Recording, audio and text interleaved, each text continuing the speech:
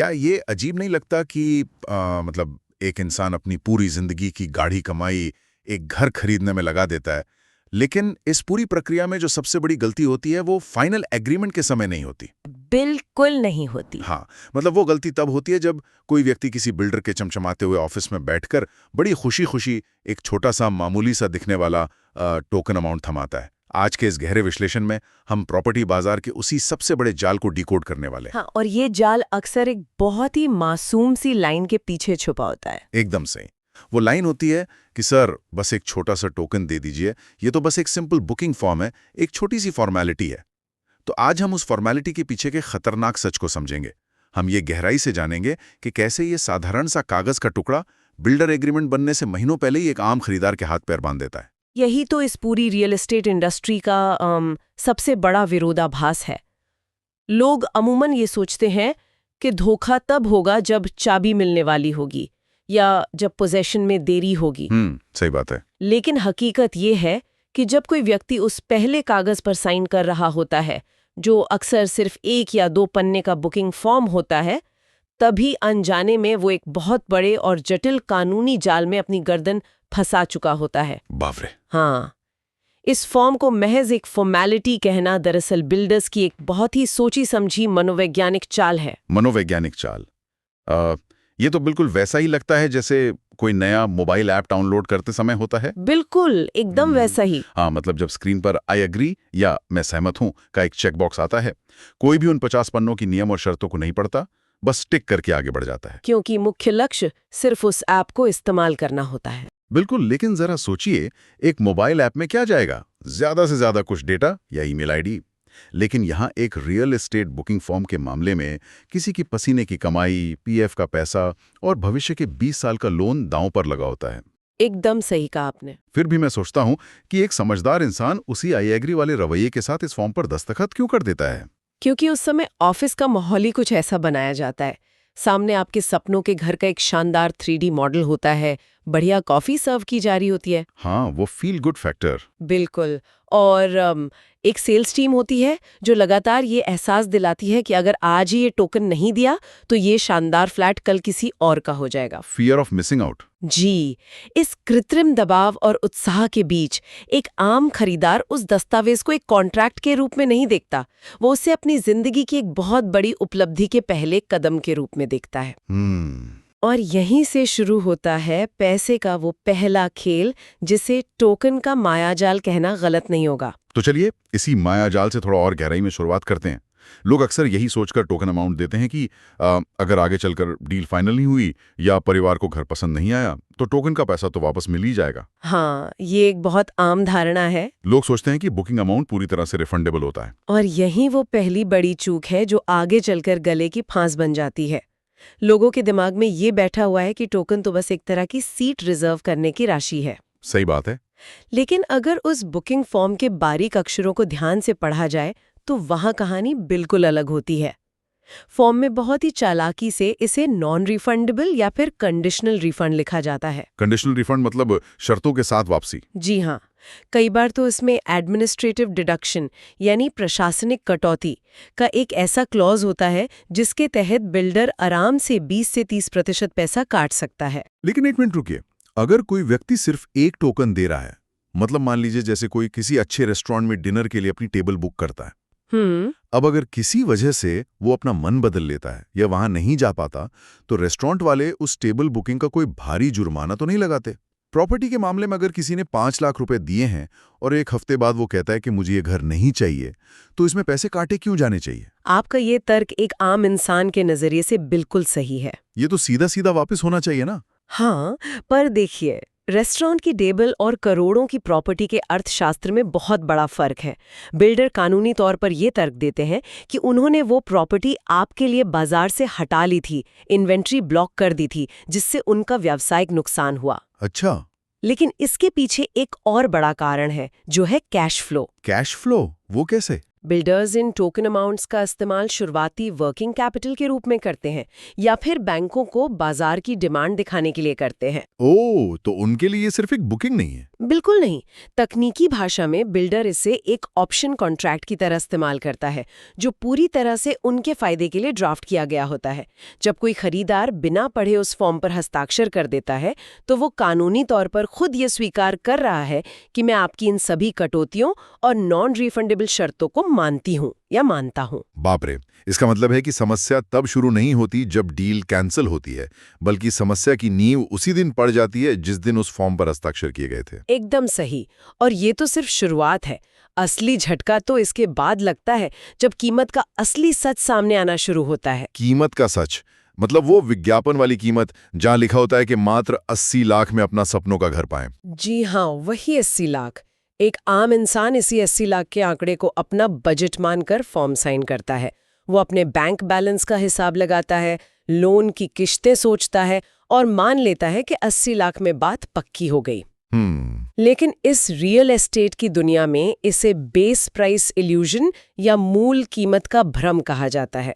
जो कीमत सबसे बड़े अक्षरों में लिखी होती है वो दरअसल अंतिम कीमत कभी होती ही नहीं है। इस बात को समझना बहुत जरूरी है हमारे इस गहरे विश्लेषण में। अगर कोई चीज 80 लाख की बताई जा रही है तो वो बाद में कितनी हो सकती है और ये कीमत बढ़ती कैसे है? मैं बताती हूँ। इसके लिए फॉर्म के अंदर एक खतरनाक क्लॉज होता है जिसे प्राइस एस्केलेशन क्लॉज कहते हैं। अच्छा। 80 लाख सिर्फ उस खाली ढांचे की कीमत है। जैसे ही आप फॉर्म के पन्ने पलटेंगे उसमें लिखा होगा फ्लोर राइज। फ्लोर राइज मतलब ऊपर जाने के पैसे? बिल्कुल। मतलब अगर आप छठी मंजिल के ऊपर जाएंगे तो हर मंजिल के साथ कीमत प्रति वर्ग फुट बढ़ती जाएगी।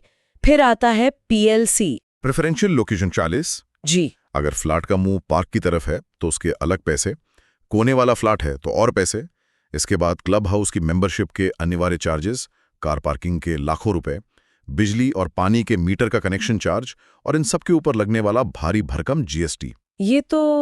ये तो बिल्कुल वैसा ही है जैसे कोई आम इंसान ऑनलाइन कोई सस्ती बजट फ्लाइट की टिकट बुक करता है। हाँ, बहुत सटीक उदाहरण है ये। मतलब शुरू में वेबसाइट पर बड़ा बड़ा दिखता है कि टिकट सिर्फ 3000 रुपए का है। इंसान खुश होकर क्लिक कर देता है और फिर खेल शुरू होता है। बिल्कुल। जैसे जैसे पेमेंट पेज की तरफ बढ़ते हैं, सिस्टम कहता है कि अगर खिड़की वाली सीट चाहिए तो 500 रुपए अतिरिक्त, सामान का बैग साथ ले जाना है तो 1000 रुपये और, अगर रास्ते में पानी पीना है तो उसके अलग से पैसे। हाँ।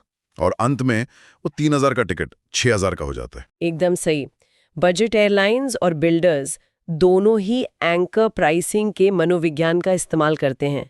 अगर बिल्डर पहले दिन ही बता दे कि फ्लैट की असली कीमत 1,10,00,000 है तो शायद खरीदार ऑफिस के अंदर कदम ही न रखे। सही बात है। इसलिए वे 80 लाख का एंकर या कांटा डालते हैं। लेकिन एयरलाइन में तो फिर भी कुछ हजार का फर्क पड़ता है। प्रॉपर्टी के मामले में ये अतिरिक्त खर्चे 20 से 30 लाख रुपए तक आसानी से जा सकते हैं। अब यहाँ एक बहुत ही गहरा सवाल उठता है। जब एक खरीदार को पता चलता है कि 80 लाख की चीज अब 1 करोड़ से ऊपर जा रही है तो वो उसी वक्त डील छोड़ के बाहर क्यों नहीं आ जाता? मतलब वो गुस्सा होकर फॉर्म क्यों नहीं फाड़ देता? और यहीं पर वो पहला टोकन अमाउंट अपना असली काम करता है। अच्छा। इसे मनोविज्ञान में संक कॉस्ट फैलेसी कहते हैं। खरीदार पहले ही 5 या 10 लाख रुपए का टोकन दे चुका होता है। वो अपने रिश्तेदारों को घर के बारे में बता चुका होता है। ओ, सामाजिक दबाव। जी। अब अगर वो पीछे हटेगा तो उस फॉर्म की शर्तों के हिसाब से उसके टोकन के लाखों रुपए कट जाएंगे। उस भारी नुकसान के डर से और अपनी सामाजिक साख बचाने के लिए वो इंसान उन छिपे हुए 20 लाख के खर्चों को मजबूरी में निगल लेता है और अपना लोन बढ़ा लेता है। ये तो एक पूरी तरह से बिछाया गया चक्रव्यूह है।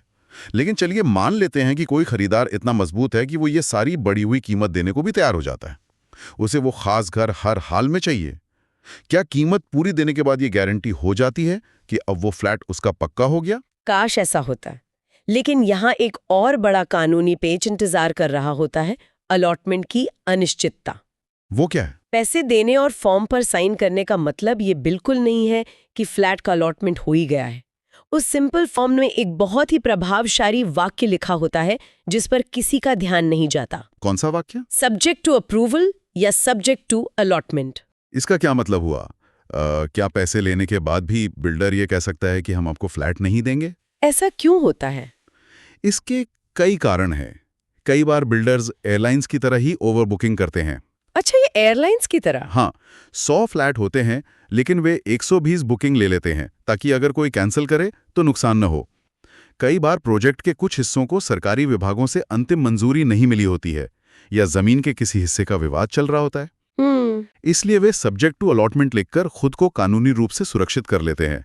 इसका मतलब है कि खरीदार तो बन गया है, लेकिन बिल्डर के पास अभी भी ये विकल्प है कि वो बुकिंग रद्द करके पैसे लौटा दे बिना किसी जुर्माने के। ये तो सरासर एक तरफा खेल है। और मुझे याद आ रहा है इस फॉर्म में एक और बहुत ही खतरनाक वाक्य का जिक्र होता है, subject to builder buyer agreement. हाँ, मतलब जो बुकिंग फॉर्म साइन किया जा रहा है वो भविष्य में बनने वाले किसी एग्रीमेंट के अधीन है। ये शायद रियल एस्टेट दस्तावेजों में लिखा जाने वाला सबसे खतरनाक वाक्य है। लोग इसे पूरी तरह से नजरअंदाज कर देते हैं। बिल्कुल। इसका सीधा सा मतलब यह है कि एक खरीदार इस बुकिंग फॉर्म के जरिए खुद को भविष्य के एक ऐसे कानूनी ढांचे और एग्रीमेंट से बांध रहा है जो अभी तक बना ही नहीं है या जिसे उसने अभी तक देखा ही नहीं है। ये तो सच में किसी को एक खाली चेक या ब्लैंक चेक पर हस्ताक्षर करके देने जैसा है। कोई भी समझदार व्यक्ति खुद को भविष्य के किसी अनजान दस्तावेज से कैसे बांध सकता है? ये तो आम समझ के बिल्कुल खिलाफ है। हाँ, है तो। कल को बिल्डर उस फाइनल एग्रीमेंट में कोई भी मनमानी शर्त डाल सकता है। और बिल्डर अक्सर ऐसा करते भी हैं। वो फाइनल बिल्डर बायर एग्रीमेंट अक्सर 50 से 60 पन्नों का एक बेहद जटिल और एक तरफा दस्तावेज होता है। जब खरीदार उसे पढ़ता है और कहता है कि मुझे आपकी ये लेट पेमेंट की पेनल्टी वाली शर्त मंजूर नहीं है, तब बिल्डर बड़ी शांति से वही पुराना बुकिंग फॉर्म निकाल कर दिखाता है और कहता है कि आपने खुद साइन किया था कि आप भविष्य के बिल्डर बायर एग्रीमेंट के अधीन रहेंगे। अब अगर आप मुकरते हैं तो आपका टोकन अमाउंट जब्त कर लिया जाएगा। बाप रे! मतलब उस एक मासूम से फोन ने आगे चलकर मोल भाव करने की सारी शक्ति छीन ली। बिल्कुल। लेकिन अब सवाल ये उठता है कि लोग इतने सख्त कानूनी दस्तावेजों पर हस्ताक्षर करते ही क्यों हैं? इसका एक बड़ा कारण शायद वो मीठी मीठी बातें हैं जो सेल्स ऑफिस में होती हैं। मैं पूरी तरह से सहमत हूँ। जब कोई खरीदार उस ऑफिस में बैठा होता है तो उसे कानूनी पन्ने नहीं पढ़ाए जाते, बल्कि उसे खूबसूरत भविष्य की तस्वीर दिखाई जाती है। हाँ, जो मौखिक वादे होते हैं, जैसे कि सर इस फ्लैट की बालकनी से आपको सीधा लेक व्यू दिखेगा। हाँ। या क्लब हाउस का एक्सक्लूसिव एक्सेस मिलेगा। पोजेशन तो हम पेपर पर लिखी तारीख से 6 महीने पहले ही दे देंगे। ये सब सुनकर कोई भी इंसान पिघल जाएगा। बिल्कुल पिघल जाएगा। लेकिन एक मिनट रुकिए, अगर कोई सेल्समैन इस तरह के वादे कर रहा है तो क्या कंज्यूमर प्रोटेक्शन या रेरा जैसी संस्थाएं खरीदार की मदद नहीं करती? कोई ऐसे सीधे सीधे झूठ कैसे बोल सकता है? यहीं पर कानून की कड़वी सच्चाई सामने आती है। रेरा जैसी संस्थाएं बहुत शक्तिशाली हैं, इसमें कोई शक नहीं है। लेकिन वे भावनाओं या हवा में कही गई बातों पर काम नहीं करती, वे काम करती हैं कागज पर। सेल्स टीम का स्ट्रक्चर ही ऐसा होता है कि उन्हें बुकिंग क्लोज करने पर भारी कमीशन मिलता है। तो वो कुछ भी बोल देते हैं? बिल्कुल, आसमान के तारे भी तोड़ लाने का वादा कर देते हैं।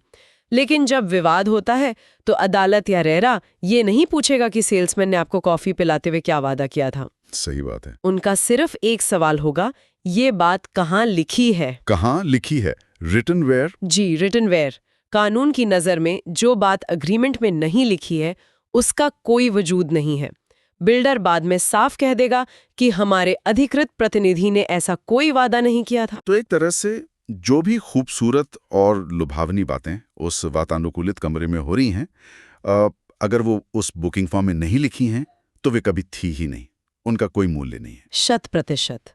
ये हर समझदार इंसान को सोचना चाहिए कि अगर बिल्डर का वादा सच्चा है, अगर वे वाकई लेक व्यू या समय पर पोजेशन देने वाले हैं, तो उसे उसी वक्त कागज पर लिखकर स्टैंप लगाने में उन्हें क्या परेशानी है? बिल्कुल कोई परेशानी नहीं होनी चाहिए। अगर वे इसे लिखने से कतरा रहे हैं या टालमटोल कर रहे हैं तो इसका साफ और स्पष्ट मतलब है कि वो वादा सिर्फ एक बिक्री का हथकंडा है जो बाद में कभी पूरा नहीं होगा। चलिए अब जरा एक और व्यवहारिक स्थिति की कल्पना करते हैं जहां ये मौखिक वादे झूठे निकल जाते हैं, या फिर उससे भी बुरी स्थिति। मान लीजिए फाइनेंसिंग या बैंक लोन में कोई दिक्कत आ जाती है। ये बहुत होता है। ऐसी स्थिति में जब कोई आम खरीदार सोचता है कि मुझसे गलती हो गई, मुझे अब इस डील से बाहर निकलना है, तब असल में ये छिपा हुआ जाल अपना सबसे भयानक रूप दिखाता है, जिसे अक्सर फाइनेंसिंग ट्रैप और कैंसिलेशन पेनल्टी कहा जाता है। ये प्रॉपर्टी बाजार के सबसे आम और सबसे दुखद स्थितियों में से एक है। भारत में बहुत से लोग यह मानकर चलते हैं कि उनका लोन तो बैंक से आसानी से पास हो ही जाएगा। हाँ, ओवर कॉन्फिडेंस। जी, और वे लोन की फाइनल मंजूरी मिलने से पहले ही फ्लैट बुक कर लेते हैं, सिर्फ उस शुरुआती ऑफर या पसंदीदा लोकेशन को हाथ से ना जाने देने के डर से। ये एक ऐसा जोखिम है जो अक्सर भारी पड़ता है। इस स्थिति को बेहतर ढंग से समझने के लिए एक आम खरीदार का उदाहरण लेते हैं। मान लीजिए एक व्यक्ति अपने परिवार के लिए फ्लैट बुक करता है और उत्साह में 3 लाख रुपए का टोकन अमाउंट दे देता है। ठीक है। कुछ हफ्तों बाद जब बैंक की प्रक्रिया शुरू होती है तो उसे पता चलता है कि जिस कीमत पर उसने हामी भरी थी उसमें कई ऐसे छिपे हुए खर्चे हैं जिनके लिए बैंक लोन नहीं दे रहा, या फिर बिल्डर के पास खुद सारे सरकारी अप्रूवल नहीं है जिसके कारण लोन अटक गया। अब परेशान होकर वो व्यक्ति बिल्डर के पास जाता है और कहता है कि मेरा लोन नहीं हो पा रहा है, कृपया मुझे मेरे 3 लाख रुपए वापस कर दें ताकि मैं बाहर निकल सकूं। तब बिल्डर उसे क्या जवाब देता है? तब बिल्डर उसे वो बुकिंग फॉर्म दिखाता है जिस पर उसने बिना पढ़े साइन किए थे।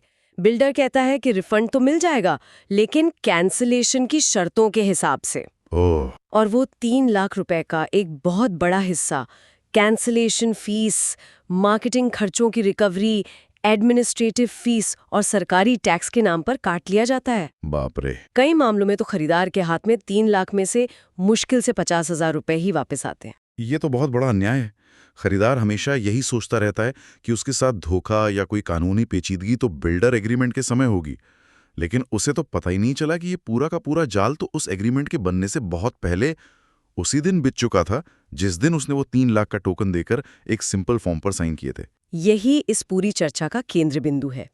अगर कोई व्यक्ति बैंक के लोन के भरोसे बैठा है और बिना लिखित लोन अप्रूवल के सिर्फ अपनी उम्मीद और सेल्समैन के भरोसे पर कोई प्रॉपर्टी बुक कर रहा है, तो वो खुद चलकर उस जाल में फंस रहा है।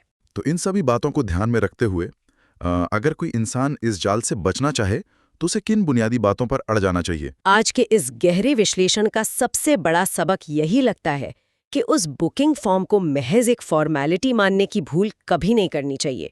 उसे हर हाल में अपना पहला और सबसे अहम कॉन्ट्रैक्ट मानना चाहिए। एकदम सटीक निष्कर्ष निकाला है आपने।